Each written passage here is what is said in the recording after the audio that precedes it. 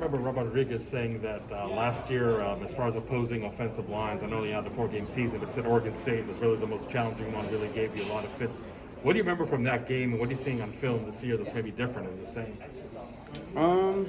Again, I just go back down to the technique. This is my second year in the scheme, and I got to master a little more. So, and they're really good online. They work well together. Really good on combos, really quick, and just got to make sure that I'm very precise with my hands and my feet, and making sure that I'm in leverage most of the game. In terms of B.J. Baylor and just the running game in general, did they remind you of an opponent you played maybe earlier in the year? What makes them so special? I would say out of their whole little running back, little cycle, it reminds me a little bit of Utah. They got a big back, little back, and they got a little quick back, and they all can run. They're all really good, and just got to make sure we tackle and attack that hip and bring them to the ground. So. How would you evaluate your guys' pass rush success? Because, Herm was saying yesterday that it's not all about getting sacks, but he would like to see those happening a little bit more. What would you kind of evaluate it as? Just getting the pressures back there. Even though, how Herm said, he said it's not necessarily about the sacks. It's more about how can you affect the quarterback, not necessarily get him off of his spot, make him close the window on him with your hands if you don't get there. Just really making sure everybody just keep on working and just keep on rushing and going, and don't necessarily just give up on your rush. And that's one thing I got to keep doing, just keep fighting and just keep going. So. And how challenging is it to maintain that pressure constantly when you guys have guys that are getting hurt and you're constantly changing personnel like you were last week, kind of shorthanded? I don't think it's just hard to maintain. It's just the next man up and whoever's in is just the next person that's just as good as a starter. So everyone's trained the same way. Everyone has the same technique down and knows the same thing, how to work their hands, work their feet. So everyone just got to keep just that pressure on themselves to just keep going. So last week, Herman mentioned a conversation that you and him shared at the start of the year about needing a big year out of you, and he said that you've absolutely lived up to that. What was that conversation, and how did that kind of fuel your development and your process this year?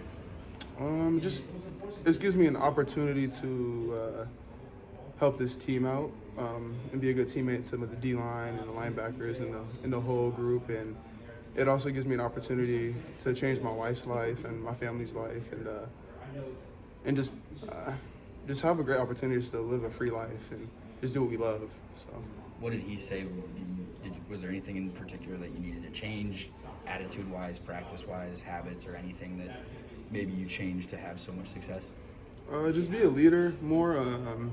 Actually, just not necessarily by what I say, just how I respond to things. Because people do see that, like, if you do bad, how are you going to respond when you do bad? Are you going to shake your head, walk it off? Are you going to throw a little tantrum? Or are you going to just say, okay, yes, sir, and just get back to work again and try to correct that when it comes back up? So just being a better leader for this D-line and a better leader for the team in general. Is that something that's a difference between 2-3 years ago where have you seen the most growth in yourself?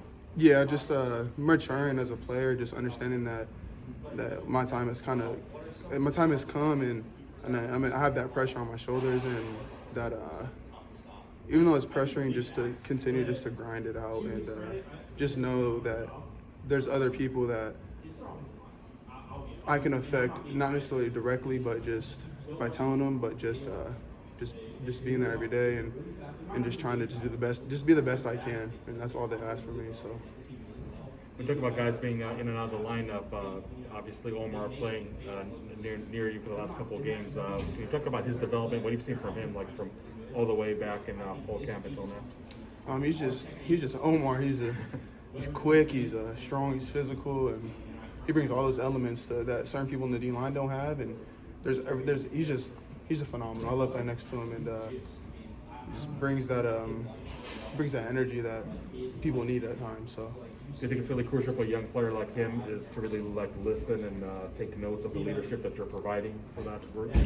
Oh yeah, because when the seniors are gone and the people that are there are gone, those people are going to be the next man up, and hopefully that we're able to set the example for them to lead in the right way, and they're going to have their own ways that they want to lead and do things, and they'll eat the kind of what Coach Ross says, eat the meat but throw away the bone, and just whatever's good keep it, whatever's bad throw it away. So. And I think that's very important for them to do. So. he hasn't been able to play in a couple weeks, but what does Shannon Foreman mean to this team? Man, he means everything. That's someone I love. Like, as a brother, like, he pushes me every day, mentally, physically, make sure I'm okay, calls me. And like when he's in the room, when he's in the area, he just really just makes sure that everybody is doing okay mentally, because that's what he wants. He wants to win, he wants to succeed, and he's a tough man. And without him, I don't even think that sometimes I look up to him more than he thinks, because he's just there every day grinding and pushing through all his stuff. So he's just amazing. Is that how a lot of guys on the defense kind of feel about Shannon? Just that he's a mentor kind of a figure and is there for everybody? Yeah, that's how everybody views Shannon. He's always there. He's helping the younger guys out, extra film, weight room stuff, coming in early, treatment, just all that stuff. So he's just amazing. DJ, what is Darian Butler meant to this defense? He means a lot. He means a lot. He brings that juice. He brings that energy to get me going. Because like whenever I just look at him, he just gives me this nod, and it's like it's go time. Like, I gotta match that intensity, because he's in the middle of defense. He kind of controls the defense as a Mike linebacker, and he just means the world to me. And he makes me right at times, and I make him right at times, and he's just amazing, man. Really helps me out a lot. Does he do that before the game, just kind of give you this look, or is he vocal before games? How is he like in the locker room? All of it, vocal, the looks, the mentality, focus with his headphones on, just thinking about the game with an intense force. And I think everybody sees that. Like, offense sees it, they rub off on him. Defensive players see it, they rub off on him, and they just really everyone tries to match that intensity at the time. So his respect is not just with the defense, it's with the whole locker room. Yeah, it's the whole locker room. So Appreciate it. The Saturday, the first 2 drives, it was, I think, 7.9 yards per play for them, and then I think the next 10 was somewhere in the 2s. What does that say about the adjustments that you guys made and the ability to be on the fly and not have to necessarily get to halftime to even start clamping down? It wasn't necessarily anything they were doing special. We've always seen the looks before.